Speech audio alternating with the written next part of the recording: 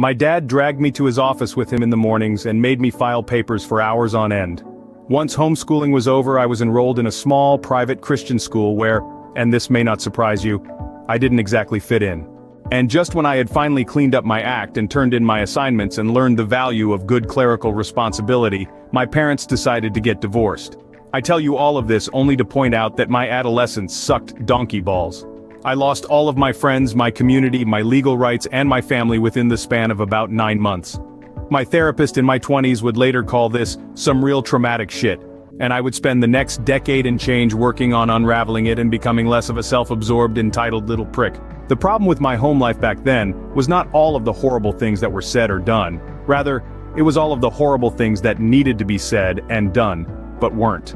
My family stonewalls the way Warren Buffett makes money or Jenna Jameson fucks. We're champions at it. The house could have been burning down around us, and it would have been met with, "Oh no, everything's fine, a tad warm in here perhaps, but really, everything's fine." When my parents got divorced, there were no broken dishes, no slammed doors, no screaming arguments about who fucked whom.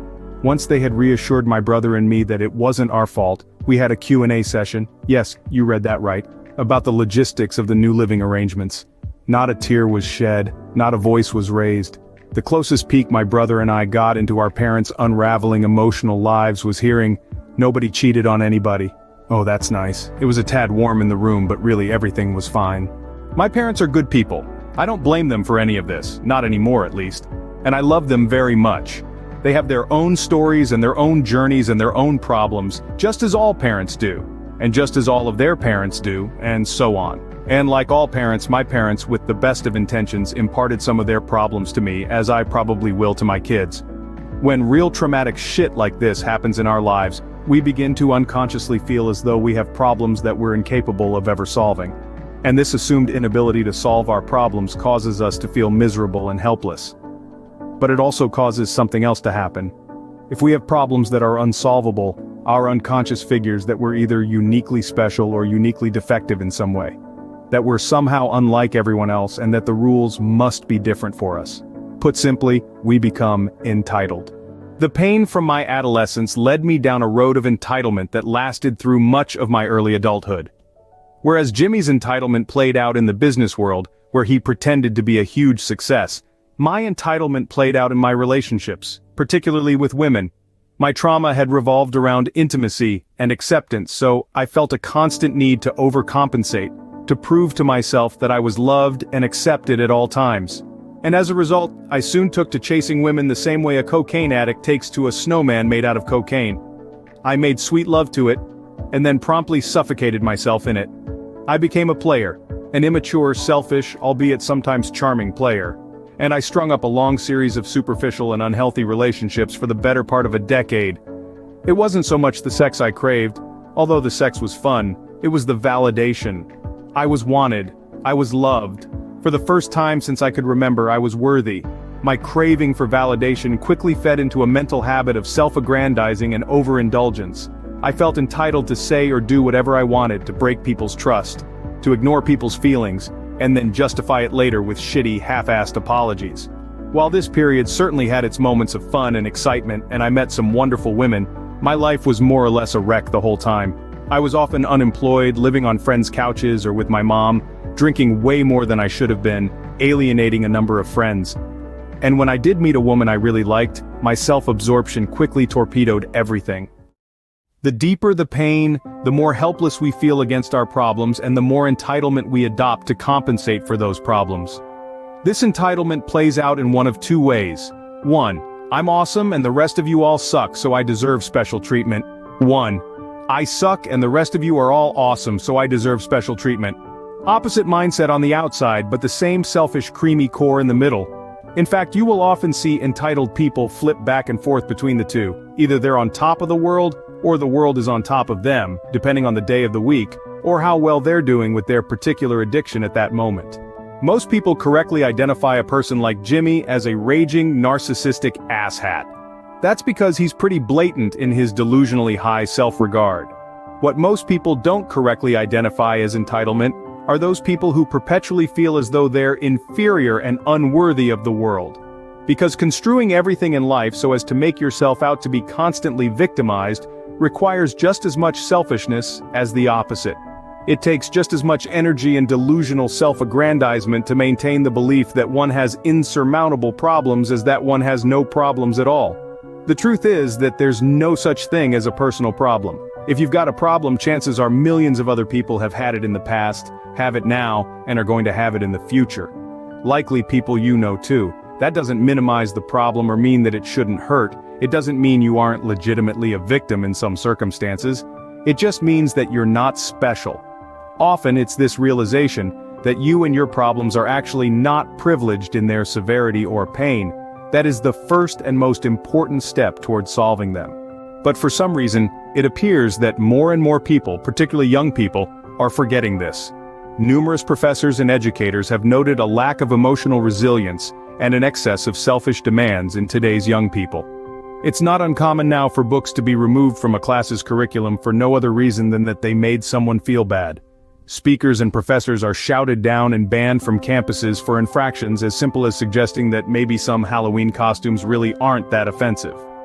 School counselors note that more students than ever are exhibiting severe signs of emotional distress over what are otherwise run-of-the-mill daily college experiences, such as an argument with a roommate or getting a low grade in a class.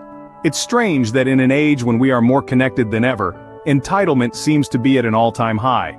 Something about recent technology seems to allow our insecurities to run amok like never before. The more freedom we're given to express ourselves, the more we want to be free of having to deal with anyone who may disagree with us or upset us. The more exposed we are to opposing viewpoints, the more we seem to get upset that those other viewpoints exist. The easier and more problem-free our lives become, the more we seem to feel entitled for them to get even better. The benefits of the internet and social media are unquestionably fantastic. In many ways, this is the best time in history to be alive. But perhaps these technologies are having some unintended social side effects. Perhaps these same technologies that have liberated and educated so many are simultaneously enabling people's sense of entitlement more than ever before. The tyranny of exceptionalism. Most of us are pretty average at most things we do. Even if you're exceptional at one thing, chances are you're average or below average at most other things. That's just the nature of life. To become truly great at something, you have to dedicate shit tons of time and energy to it. And because we all have limited time and energy, few of us ever become truly exceptional at more than one thing, if anything at all.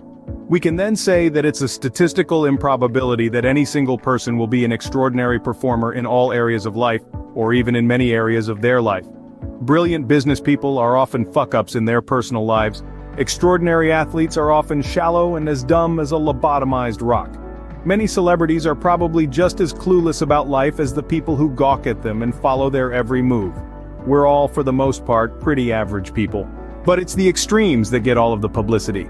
We kind of know this already, but we rarely think and/or talk about it, and we certainly never discuss why this could be a problem. Having the internet, Google, Facebook, YouTube, and access to 500+ channels of television is amazing. But our attention is limited. There's no way we can process the tidal waves of information flowing past us constantly. Therefore, the only zeros and ones that break through and catch our attention are the truly exceptional pieces of information, those in the 999th percentile. All day, every day, we are flooded with the truly extraordinary, the best of the best, the worst of the worst, the greatest physical feats, the funniest jokes, the most upsetting news, the scariest threats, non-stop. Our lives today are filled with information from the extremes of the bell curve of human experience because in the media business that's what gets eyeballs, and eyeballs bring dollars. That's the bottom line. Yet the vast majority of life resides in the humdrum middle. The vast majority of life is unextraordinary, indeed quite average. This flood of extreme information has conditioned us to believe that exceptionalism is the new normal. And because we're all quite average most of the time, the deluge of exceptional information drives us to feel pretty damn insecure and desperate, because clearly we are somehow not good enough. So more and more we feel the need to compensate through entitlement and addiction. We cope the only way we know how, either through self-aggrandizing or through other aggrandizing. Some of us do this by cooking up get-rich-quick schemes. Others do it by taking off across the world to save starving babies in Africa. Others do it by excelling in school and winning every award. Others do it by shooting up a school. Others do it by trying to have sex with anything that talks and breathes. This ties into the growing culture of entitlement that I talked about earlier. Millennials often get blamed for this cultural shift, but that's likely because millennials are the most plugged-in and visible generation. In fact, the tendency toward entitlement is apparent across all of society, and I believe it's linked to mass media-driven exceptionalism. The problem is that the pervasiveness of technology and mass marketing is screwing up a lot of people's expectations for themselves. The inundation of the exceptional makes people feel worse about themselves, makes them feel that they need to be more extreme, more radical, and more self-assured to get noticed, or even matter. When I was a young man, my insecurities around intimacy were exacerbated by all the ridiculous narratives of masculinity circulating throughout pop culture. And those same narratives are still circulating. To be a cool guy, you have to party like a rock star. To be respected, you have to be admired by women. Sex is the most valuable thing a man can attain, and it's worth sacrificing anything, including your own dignity, to get it. This constant stream of unrealistic media dogpiles onto our existing feelings of insecurity by overexposing us to the unrealistic standards we fail to live up to. Not only do we feel subjected to unsolvable problems, but we feel like losers because a simple Google search shows us thousands of people without those same problems. Technology has solved old economic problems by giving us new psychological problems. The internet has not just open-sourced information, it has also open-sourced insecurity, self-doubt, and shame. It has become an accepted part of our culture today to believe that we are all destined to do something truly extraordinary. Celebrities say it, business tycoons say it, politicians say it, even Oprah says it, so it must be true. Each and every one of us can be extraordinary. We all deserve greatness. The fact that this statement is inherently contradictory, after all, if everyone were extraordinary, then by definition no one would be extraordinary, is missed by most people. And instead of questioning what we actually deserve or don't deserve, we eat the message up and ask for more. Being average has become the new standard of failure. The worst thing you can be is in the middle of the pack, the middle of the bell curve. When a culture's standard of success is to be extraordinary, it then becomes better to be at the extreme low end of the bell curve than to be in the middle, because at least there you're still special and deserve attention.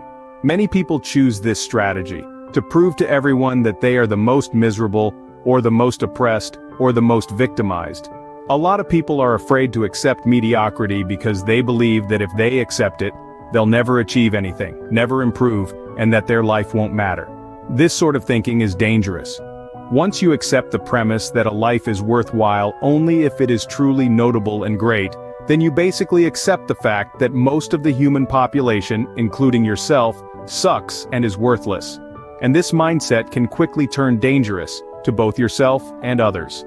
The rare people who do become truly exceptional at something do so not because they believe they're exceptional. On the contrary, they become amazing because they're obsessed with improvement. And that obsession with improvement stems from an unerring belief that they are, in fact, not that great at all. It's anti-entitlement. People who become great at something become great because they understand that they're not already great. They are mediocre, they are average, and that they could be so much better. All of this, every person can be extraordinary and achieve greatness stuff, is basically just jerking off your ego. It's a message that tastes good going down, but in reality is nothing more than empty calories that make you emotionally fat and bloated. The proverbial Big Mac for your heart and your brain. The ticket to emotional health, like that to physical health, comes from eating your veggies. That is, accepting the bland and mundane truths of life. Truths such as, your actions actually don't matter that much in the grand scheme of things, and the vast majority of your life will be boring and not noteworthy, and that's okay. This vegetable course will taste bad at first, very bad. You will avoid accepting it, but once ingested, your body will wake up feeling more potent and more alive. After all, that constant pressure to be something amazing, to be the next big thing, will be lifted off your back. The stress and anxiety of always feeling inadequate and constantly needing to prove yourself will dissipate. And the knowledge and acceptance of your own mundane existence will actually free you to accomplish what you truly wish to accomplish, without judgment or lofty expectations. You will have a growing appreciation for life's basic experiences, the pleasures of simple friendship, creating something, helping a person in need, reading a good book, laughing with someone you care about. Sounds boring, doesn't it? That's because these things are ordinary. But maybe they're ordinary for a reason, because they are what actually matters.